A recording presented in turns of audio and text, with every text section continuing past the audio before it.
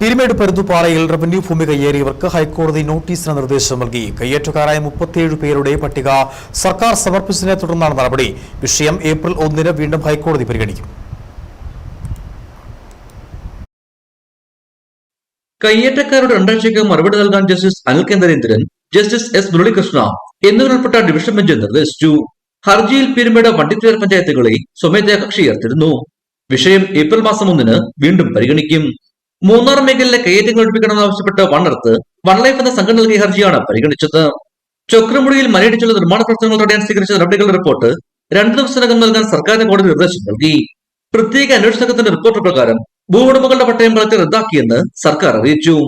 എന്നാൽ നീലക്കുറിഞ്ഞിയടക്കം നശിപ്പിക്കും വിധമാണ് മണ്ണെടുപ്പ് നടക്കുന്നതെന്ന് ഹർജിക്കാർ ചൂണ്ടിക്കാട്ടി. തുടർന്ന് ചൊക്രമുടിയിലെ ഫോട്ടോകൾ ഹാജരാക്കണമെന്ന് കോടതി നിർദ്ദേശിച്ചു. ചൊക്രമുടിയിലെ വിഷയം ഈ മാസം 20 വീണ്ടും പരിഗണിക്കും. ഇടുക്കി വിഷൻ, കുമളി.